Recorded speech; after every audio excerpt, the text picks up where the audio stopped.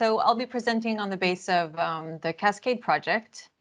And the Cascade project was actually a Baltic Sea Region project, and it was funded by DG ECHO, and it ran from 2019 to the summer of 2021. We were also affected by COVID. A lot of our work was also done with other stakeholders, and we had a 6-month extension to kind of finalize the work. And the project was built around the need to support adaptation. This is what Valder was just talking about. The need to support the mainstreaming of it across the region and to do it in a more cross-sectoral and systemic way. So Valder showed the chart, which talked about the vulnerability and adaptive capacity, which showed that there are gaps between some countries, even though they are getting smaller and there's some catch up. But at the same time, there's also gaps between larger cities and smaller cities. And in general, we need to have everybody moving forward on mainstreaming adaptation. And there's a lot of new kind of ways to look at it. Valder was talking about the fact that it affects so many different kinds of policies. And that means that actually we need to have totally different ways of working together. And having these people that work in these different policy areas and sectoral areas actually collaborate in new ways. So when thinking about climate change impacts, people tend to think about the past and what has happened. Today we heard some things about the past as well as the future, but mostly people think about what's happened and how it has been dealt with, and that's how they continue to kind of deal with the situation. And compared to the other areas in Europe and also globally, the Baltic Sea region has had relatively low levels of experience with climate change related hazards. Of course, in the last few years, we've seen this change with some large-scale floods, heat waves, and fires.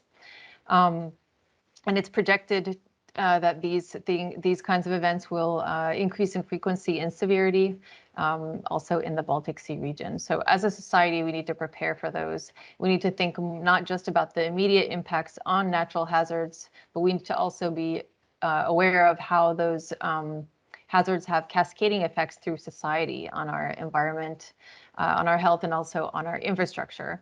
And due to these cascading impacts, the hazards are being increasingly seen as a security threat because of the impact that they have on people's lives and property, as well as on critical infrastructure, which ensures the functioning of our society.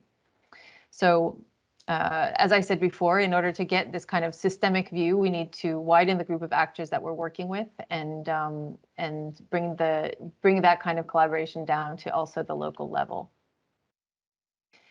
In this project, the project was led by the city of Turku and the Southwest Finland Emergency Services. We had several of these pan-Baltic Sea region organizations in the project, including Baltic University Program, CBSS, as well as the Union of the Baltic Cities. And key players and actors in our project were actually the civil protection experts and agencies at the local level, where we had some from Southwest Finland, Hamburg, Frederiksberg, and Liepāja, as well as MSB from Sweden, which is the national authority.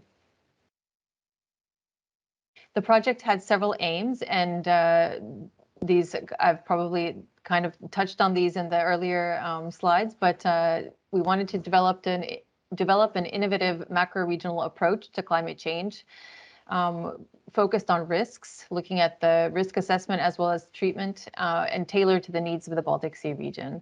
We also wanted to increase the practical knowledge of climate change effects and focus specifically on this local rescue services, spatial planners, decision makers, developers, as well as critical infrastructure operators. Basically, everybody at the local level who would be involved in this integrated climate risk assessment. And we wanted to create a framework for better coordination between the different levels of policymaking, including the local, national, as well as EU. And one of the main processes that we took in the project was this kind of stakeholder process, which aimed at producing these policy recommendations, which I'll talk about. Basically, these policy recommendations were guiding the national and the local level actors on better mainstreaming of climate risks. Also how to overcome the barriers that we identified to climate-proofing society in the Baltic Sea region. And we did this through a series of interactions where we had both interviews and desktop studies, and then we had several transnational policy dialogues where we had people from the different Baltic Sea regions member states coming together on specific topics. And then we also had specific national consultations where we tried to anchor the project outputs and validate the project outputs with these different stakeholder groups. So we worked towards these recommendations throughout the project. And we had several reports, two of which were kind of talking about the state of play. One was for the disaster risk reduction, focused on the SENDAI, how it was being implemented in the Baltic Sea region. Another was on climate adaptation at the local level in the Baltic Sea region. And then we had a complementary report related to climate adaptation barriers, how to assess them at the local level, in a specific, at the local level, and then also giving resources to move past them. So next I'll talk about the findings and the recommendations. So our analysis actually in the whole project, we came up with findings and recommendations related to 4 different areas, and that was related to SENDAI Framework, risk assessments, knowledge and data, as well as cooperation. And our report also has examples of challenges and potential solutions from across the Baltic Sea region integrated into it. So basically, so the first set of findings relates to the SENDAI framework. And basically, there's a low level of awareness of SENDAI as a policy instrument. I'll show this next slide, has the SENDAI is a global policy document from the UN Disaster Risk Reduction Organization, and it's used globally. And it has 7 different targets, which you can see in this box on the lower left-hand side. And basically, it's to reduce mortality, affected people, economic loss, and damage to critical infrastructure, and increase the number of strategies at different levels, support cooperation, as well as increase the availability and access to early warning systems. And so SENDAI, there was a low level of this policy document across the Baltic Sea region. And from our interviews, it became clear that the disaster risk reduction doesn't really have such a high political priority. And this is most likely because, as I mentioned before, the Baltic Sea region has not had these kinds of larger scale hazards and disasters. We don't even in many countries use the term disaster. And so it hasn't also had this devastating economic effect where it has in other places as often. So because of this, some of the targets and indicators that are in the SENDAI framework, specifically, for example, related to the lives lost, are not seen as relevant. And a lot of this data is not collected at the local level or at the national level. Many countries across the BSR are actually actively supporting the SENDAI implementation in what what's called the Global South, where there is more vulnerability to disasters and they're more exposed to climate hazards. But actually, what we found was that the lack of support for SENDAI here in the Baltic Sea region actually made the coordination of things related to disaster risk reduction quite difficult because there was no political will and political support for it. And it made working across sectors also challenging.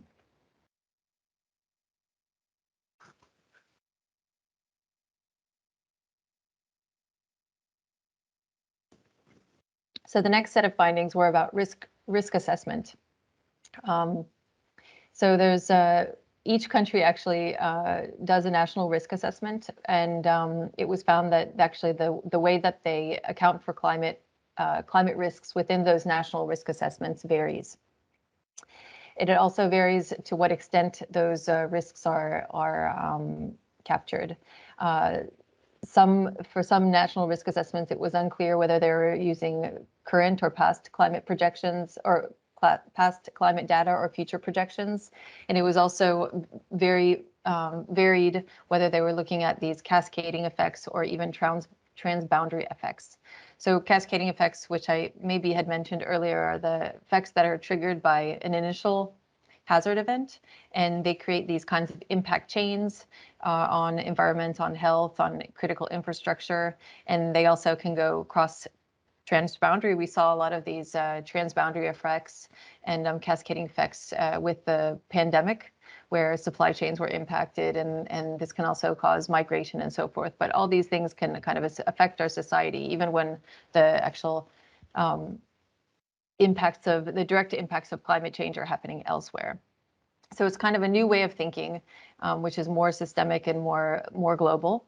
In Cascade, we actually put a report out on these risks, these cascading risks, as they applied to the Baltic Sea region. Basically, every country approaches disaster risk reduction in their own way. They don't have a standard strategy or a level of integration into other strategies or plans. So some have like a standalone, and some have that integrated into other strategies. So it's really difficult to do a comparison across the countries. And from the climate adaptation side, there's a longer history of local level work with climate adaptation, climate risks. But here also the focus has been on these historical impacts rather than on these future projections.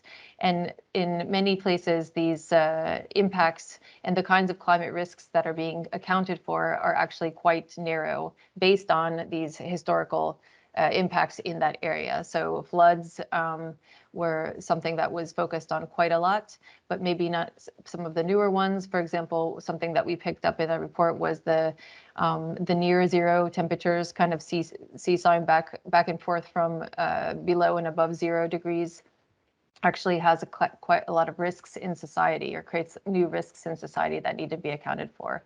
And also these cascading risks, which I talked about, how they can impact other sectors.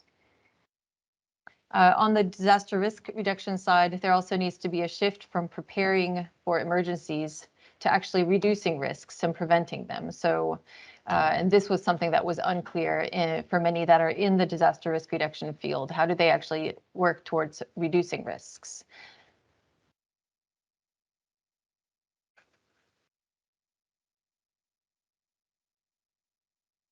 So when it comes to the area of competences and knowledge, the expertise, capacity building, and knowledge sharing related to climate risks were seen as crucial, but they were actually something that was seen also as being still too low.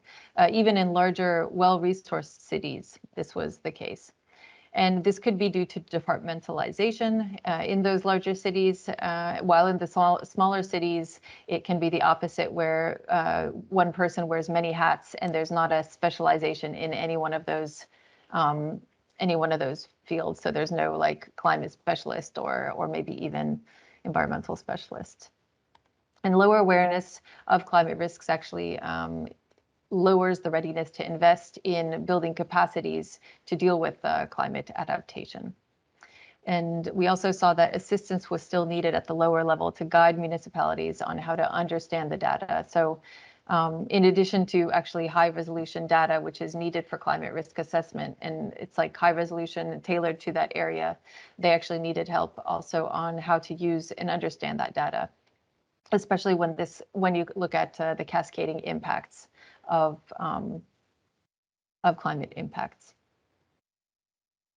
And for monitoring, data related to disasters and hazard events are not systematically collected, and then it's hard to compare between different countries and even in different local areas across one country.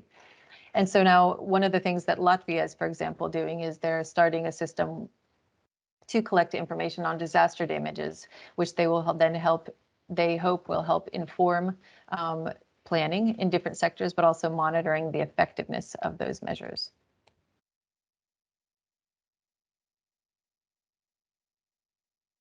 Our project also identified that cooperation was valuable in many different ways, but that also it needed support. Climate risk requires the integration of many different sectors, as I've said, and also within public authorities, but also involving stakeholders from outside of public authorities. It also needs to have multi-level cooperation, as I'm sure many of you guys know on this call. It's not new news.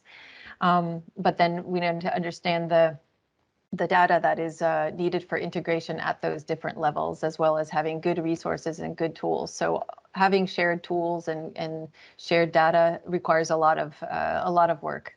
And this is something that still needs to be invested in. There's a lot of great municipal networks that are out there to support this kind of work. We heard about a lot of the kind of pan-regional collaboration that's been going on related to Baltic Sea region today.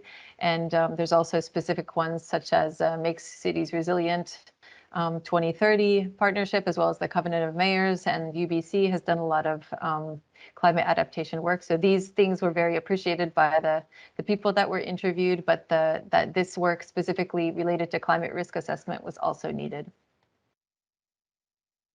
So based on these findings, we had 4 main policy recommendations related to the regionalization of the SENDAI Framework to have tailored indicators and targets, broader integration of climate risk into national risk assessments with the hope that then it does trickle down to the local level, improving understanding of the current, emergent, and future risks at the local level, and the cross-sectoral work and resources that are needed to do that, as well as strengthening the opportunities for collaboration. So I just wanted to mention before I end, we did have some other outcomes from the project as well that also support this work. We have an expert network across the Baltic Sea region. We have a toolbox, which does have guidance for risk assessment, have a training package, as well as curriculum. And we also have these policy dialogues, which CBSS has launched within the Cascade project and has managed to continue, and hopefully will have more funding to continue in the future so that local and national authorities can work together on these aspects.